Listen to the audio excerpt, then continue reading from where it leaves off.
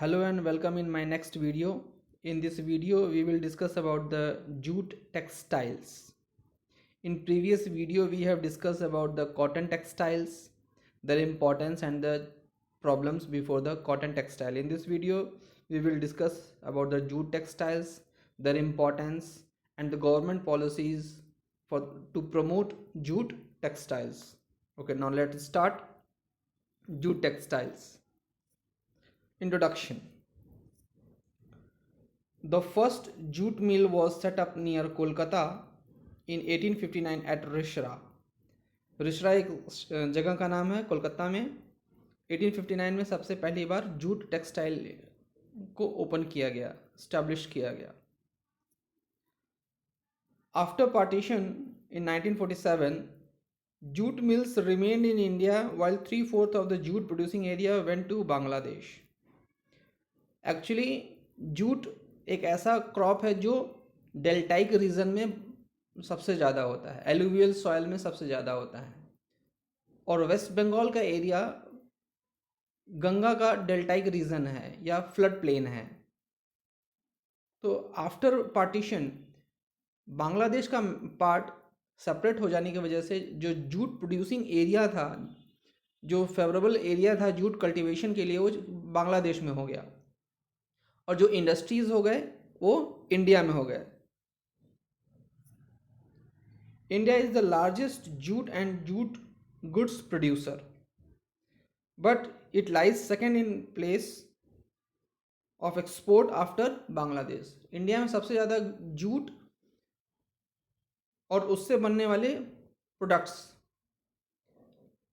बनते हैं, होते हैं, लेकिन सबसे ज़्यादा एक्सपोर्ट करने वाला कंट्री अगर है तो वो है बांग्लादेश. उसके पीछे कारण है कि मैक्सिमम जूट प्रोडक्ट्स को हम लोग अपने ही कंट्री में यूटिलाइज कर लेते हैं. It is mainly centralise near the bank of Hooghly river in West Bengal. Hooghly river एक गंगा रिवर की ट्रिब्यूटरी है. वेस्ट बंगाल में सबसे ज़्यादा सेंट्रलाइजेशन जूट टेक्सटाइल का इसी रिवर के आसपास नियर अबाउट 95 to 98 किलोमीटर्स के नैरो बेल्ट में हुआ है. Now this one is the few images of the jute plant, jute fiber and its products. Jute जिस चीज़ से निकलता है वो एक प्लांट है. इससे इसके स्किन, इसको पहले हम वाटर में भिगोते हैं, जब वो फूल जाता है तो उसके स्किन को छुड़ा लेते हैं और उस तरह से सुखाने के बाद ये जूट फाइबर बनता है और उससे डिफरेंट टाइप के प्रोडक्ट्स बनाए जाते हैं. Factors for the location in West Bengal. वो कौन कौन से फैक्टर्स हैं जो वेस्ट बंगाल के एरिया में जूट टेक्सटाइल को सेंट्रलाइज करने में मदद करते हैं. Proximity of jute producing area. अभी मैंने आपको बताया कि मैक्सिमम एरिया बांग्लादेश में है या वेस्ट बंगाल एरिया में है, ठीक है. और जूट एक ऐसा क्रॉप है जो एलुवियल सॉइल या डेल्टाइक रीजन में सबसे ज़्यादा होता है. Transport facilities in all means. West Bengal specially from Kolkata हमें हर एक मीन्स के ट्रांसपोर्ट अवेलेबल है, रोड, रेलवे एंड पोर्ट. तो इससे इसका ट्रांसपोर्टेशन इजीली अवेलेबल हो जाता है. Abundant water for processing raw jute. Jute fibre बनाने में वाटर का बहुत इंपॉर्टेंट रोल है. बहुत ज़्यादा पानी का यूज़ होता है, ठीक है. पहले हम जूट क्रॉप को कल्टीवेट करते हैं, फिर उसको हार्वेस्ट करने के बाद बहुत दिनों तक पानी में भिगो के रखा जाता है ताकि उसके स्किन फूल जाएं और उसके स्किन को हम फिर सेपरेट कर लें और उसके बाद फिर फाइबर उससे बनाया जाता है. तो वाटर का रोल ज़्यादा है और उस एरिया में वाटर भी ज़्यादा है. चीप लेबर, सस्ते लेबर अवेलेबल हैं from West Bengal and near by states. Advantages of Kolkata city. Kolkata city पास में ही होने की वजह से अदर एडवांटेजेस भी इजीली अवेलेबल हो जाते हैं, just like banking, insurance and other facilities. Importance of jute industries in national income या national activity. It supports farmers who are engaged in cultivation of jute and mesta. It is mesta, not a nesta. MESTA, mesta. जो farmers jute cultivation में involve हैं उनको jute textile industry support करती हैं. It supports 2.61 lakh workers directly. Jute textile 2.61 lakh workers को directly job involve कराती है, available कराती है कुछ इंडस्ट्री में, कुछ जूट फार्मर्स के रूप में एंड अदर सपोर्टिव इंडस्ट्रीज के रूप में. मैनी मोर इनडायरेक्टली, और बहुत सारे लोग इस प्रोडक्ट्स से और इंडस्ट्रीज से इनडायरेक्टली प्रॉफिट अर्न करते हैं. Challenges before jute industries. इस इंडस्ट्रीज के सामने कुछ दिक्कतें भी हैं. पहला, stiff competition with synthetic fibre. Cotton textile में भी मैंने आप लोगों को बताया था कि सिंथेटिक फाइबर से एक स्टिफ कंपटीशन है. Stiff competition from competitors like Bangladesh and Brazil also.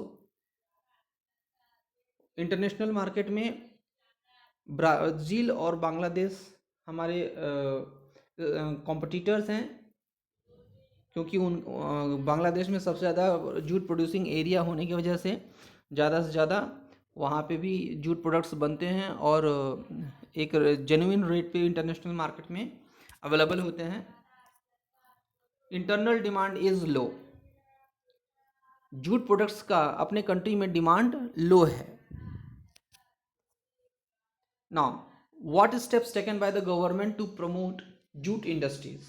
So government introduced national jute policy in 2005. Under this policy, government mentioned few points.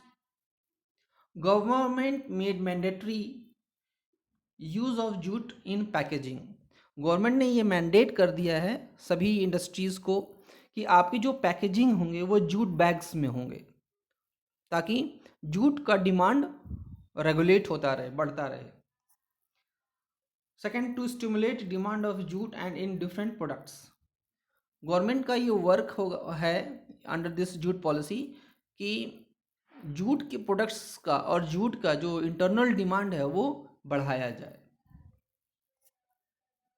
To ensure good prices to the jute farmers. एक अच्छा price भी farmers को available कराया जाए ताकि farmers loss में ना रहें, इंटरेस्ट हो. Improve the quality of jute and jute products. Different institutes open किए गए हैं, नई टेक्नोलॉजी को इंट्रोड्यूस किया जा रहा है ताकि फार्मर्स अपने जूट प्रोडक्ट्स की क्वालिटी को इन्हांस कर सकें. Enhance the yield per hectare. Farmers को भी प्रमोट किया जा रहा है, न्यू टेक्नोलॉजी से इंट्रोड्यूस कराया जा रहा है कि वो ज़्यादा से ज़्यादा जूट प्रोडक्शन को बढ़ा सकें. बेटा, जूट के यूज़ को गवर्नमेंट क्यों एम्फसाइज कर रही है, क्यों बढ़ाना चाहती है? Because this is the alternative of the poly bags and we are knowing कि using of polythene is very harmful for us and for our environment. And the bags of jute is a renewable, it is a biodegradable. That's why government try to promote use of jute bags or jute products instead of plastic or polythene. So it is my request to you all to promote use of jute products in your life and advertise the use of jute product also, because it is very beneficial for Indian economy, Indian farmers, the workers, those are involved in jute work, as well as for environment. Okay, so thank you. In next video we will discuss other industries.